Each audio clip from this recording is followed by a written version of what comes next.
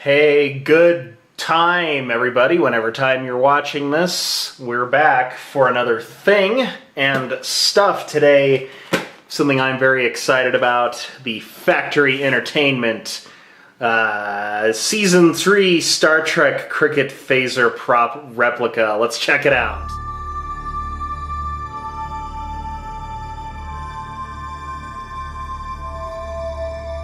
Okay, now I know everyone's favorite thing to examine is a brown cardboard box that's been taped up. It's very interesting. It says fragile, and it has a barcode here. It's similar sides. And then on this side we have number 478. And then there's the packaging dimensions and okay, now I prefer, we're going to want to open the box, and I have been known to just rip it apart or detonate the box, but since we're doing a review here, probably we don't want to do that. So, you know, get your handy laser scalpel, or if you don't have that, what's this, a cutter of boxes, and you can use that to, you know, take the tape off, but I'll go ahead and use this guy here.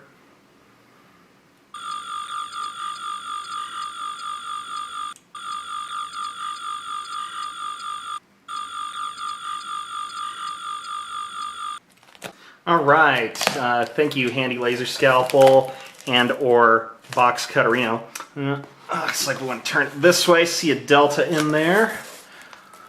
And let's crack this guy open. Ooh, we have some very nice packaging, you know, with the styro and the foam. We got two of those. Let's see what we got here. It's a whole... there we go. Very nice.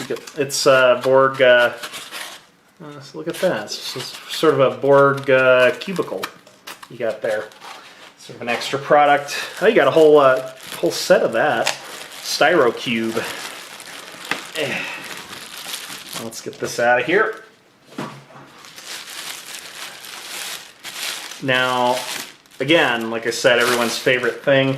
Plastic bag, nice quality plastic bag. Could be used for suffocation or storing things, so that's very interesting. And then I guess as an accessory to the plastic bag, you get this nice box with a thing in it. Got our TNG crew on there. Okay, this is not a toy, so that's, well, I guess I better send it back. So hoping it would be a toy, but let's carry on anyway. So we open up, we've got a little set of directions here. That is cool. It's like almost like a L-Cars panel, little door panel, little pad. You know, you could make a pad and just put this right on it. And we got all our directions here. Limited edition prop replica certificate of authenticity with a bunch of different modes, which I'm very much looking forward to doing that. So we got some battery information. Do not discard the plastic tab. This kind of operates like the GM props electronics. It looks like it's good to have a kill switch. And let's get this guy out there. All right, just a little foam thing in there. Cool, cool. And look at this very nice box here. And alright, and looks like this is just some packaging foam to make sure we don't have any collapses there. Let's see, we get a nice little dedication plaque that I can't focus in on. There we go. I'm using like 20-year-old camera as I've used since the beginning, so right on par with my filmmaking skills. Very nice little placard there, and the main accessory of the plastic bag, our lovely, fantastic little cricket phaser. So Season 3 style. They also made a Season 1 version that was all silver. This is This is nice and hefty. It is metal. We got a little sticker there, but fortunately it's just a sticker. So you can see that. And we'll be able to take that off. Does look like there's a seam line down the side. Now we'll be comparing this to a well-known prop replica that's out there, just to check it out. And then we have different colors here. It looks like they're different segments of plastics. That makes that a little easy to hide those seams with the different colors. So let's check it out. I might need a moment here to see what we got to do. Okay, so figuring this guy out here. So it does slide on in. You kind of have to finagle it just a little bit, which is nice because that means it's going to stay in place, and kind of lift it out there. So it looks like we take 4 AG10 batteries, or 357s, I believe. And this does say on the little form here that you want to put the plastic tab back in if you are not using it for a while. So like I said, like the GM props electronics, it kind of seems like, where over time it will drain the battery, because there's probably a constant circuit going to make sure it activates right when you want it to without flipping any sort of kill switch. So apparently they want you to hold on to that if you don't use it for a while. And if you really don't use it for a while, they recommend that you remove the batteries just so they don't potentially leak. But let's get this guy out and not launch the batteries, as I've done many times on many other things. So let's go there, and then we have our nice little button pad. Slides right in there, so let's check it out. All right, live here, me trying to figure something out. It should be exciting. And nothing happens. Press and hold the beam width until the first green LED shows up. Ah! Look at that. So, alright, bear with me. You can skip to the end to see it in action, but here's the part where I try to figure it out. Press and hold the beam width button until the first green lights up. Press and hold the beam width until it goes out to turn it off. Alright, so holding on, holding off, like in the sound so far. So it looks like it automatically will power off after 2 minutes, so that's not too bad in case you leave it on. So we've got 8 power levels. So we've got beam width, beam intensity. Okay, interesting. So settings marked with the blue asterisk. I don't even know if you can see this. Will fire once when the trigger is pushed. Settings with 2 asterisks will fire once when the trigger is pushed, and will also simulate continuous fire option as it's pressed down and held. So that's pretty cool. So let's give it a shot here. Whoa! Oh God, that is fantastic! Oh, I love that sound. Let's try setting 2. Or not. Let's see. Oh, got it. I can hear a thud in there. I love the little short burst. Nice. All right. So that was light stun, medium stun, heavy stun. Let's go to setting 4 and 5 are thermal effects 1 and 2. Ooh.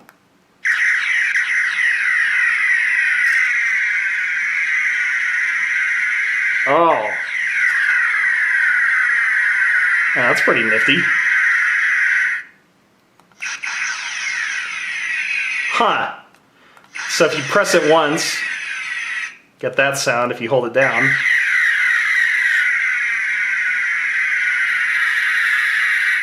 Oh, that is I love this. This is my new favorite thing. All right, setting, next setting, probably the same.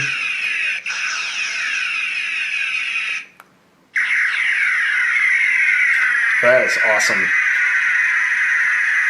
All right, now we have setting 6, 7, and 8, disrupt A, disrupt B, and disintegrate. So let's check that out.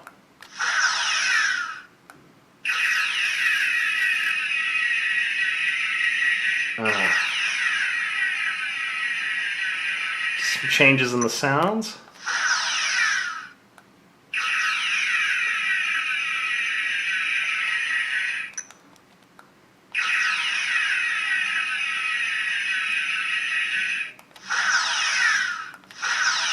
Sweet. All right, so we've got that. And then we've got Crusher and Overload mode. So they're replicating the thing from the game episode where he set it to like auto fire. So we got press beam intensity button and a trigger together.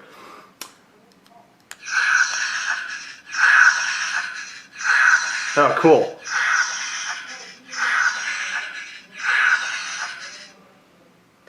Awesome. And then for overload, press these two buttons together and it will overload and kill us all. So let's get this over with.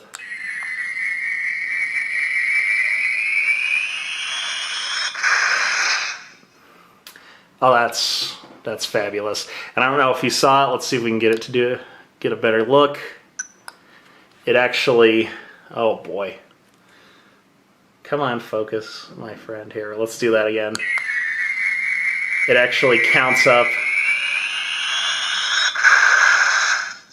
Oh, that is spectacular. This is awesome. I love this. I didn't know if I was going to love it as much as I did initially, but I love this. Just off first glance, so many fun little features. So there's another look at all the buttons, or the little diagram here. So let's get this stuff out of the way. We'll take a look. And for those who skipped forward, we'll do a better demo here, and we'll compare it to some of the other replicas out there. Alrighty, so here we have our #1 Hansi man right here. Let's check out kind of a comparison to a prop kit maker. Let's go ahead and zoom in a hair. One of replicas that are available a while back. This is just my build-up of it from several years ago, and you can kind of get a look here at the shaping and sizing. I believe this replica was made off of an original prop, or at least the dimensions were taken from one.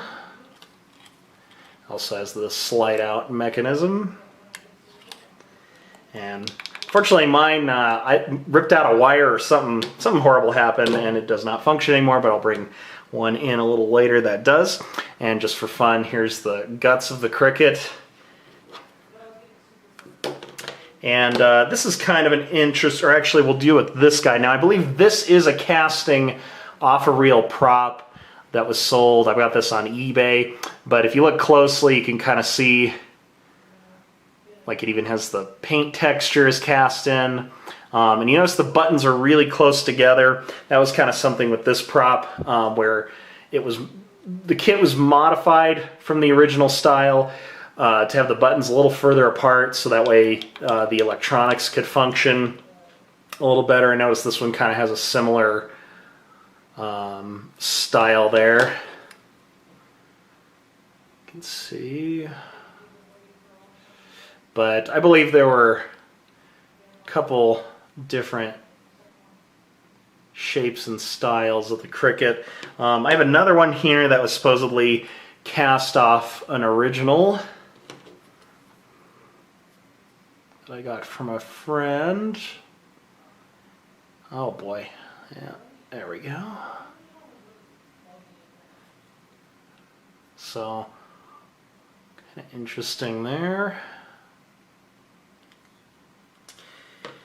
And the classic Ed Miyareki Cricket.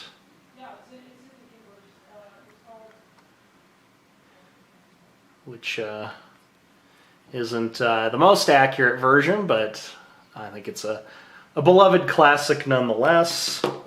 And this is an interesting one. This is apparently made for Starland and or DS9, supposedly, or a prototype thing that I got a long time ago, but that's kind of a metal-to-metal one.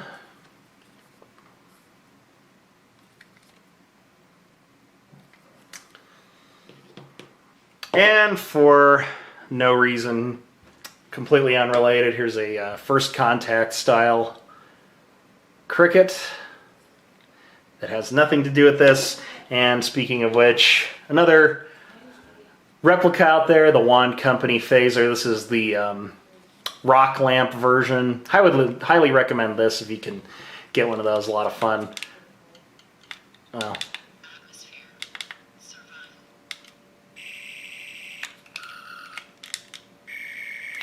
unrelated, but nonetheless good replica that kind of has you set for phaser ones.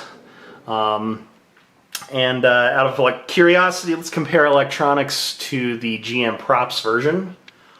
Okay, and we have replica here that I built up recently. We'll take a look at that. And again, we have the electronics. This one does have a kill switch in it,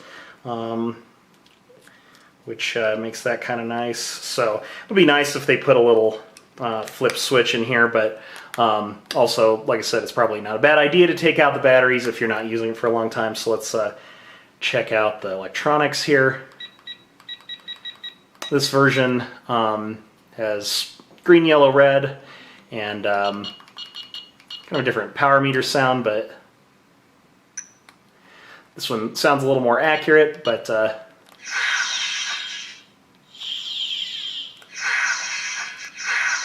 really nice sound on this guy.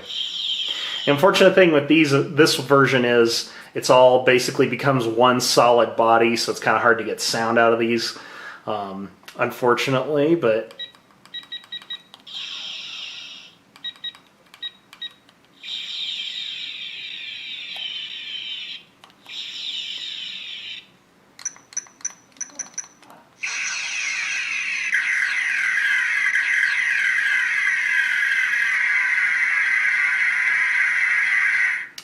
so, yeah, definitely a little different than kind of the electronics we've been used to over the years, but nothing wrong with these and nothing wrong with this either, so I'm loving it.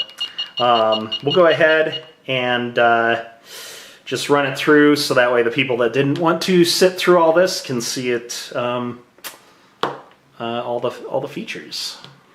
Okay, and if you've skipped ahead to this time code, I don't blame you because I really left in a lot of blathering, and I probably will continue to do so, but we'll go ahead and just have a little review here of all the features. So we've got opening panel for AG10 or 357 batteries, whichever they're supposed to be, you know, those thicker small coin cell batteries. We've got the trigger right there. That just snaps in, doesn't pull out without kind of help doing a kind of a specific move there. So that's good, that'll be staying in there. Then to turn it on,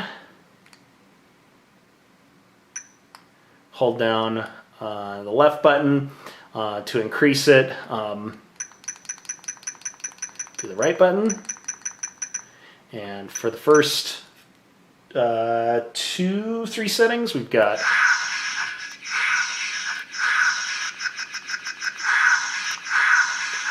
responsive trigger there, nice little flash. For the next few settings, we've got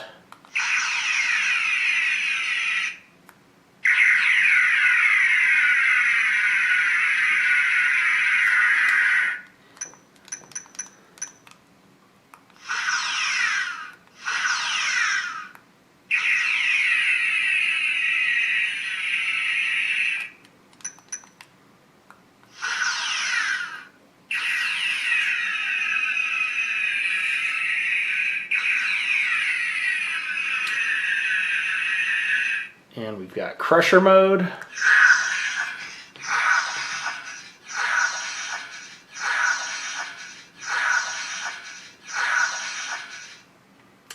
And everyone's favorite, self-destruct.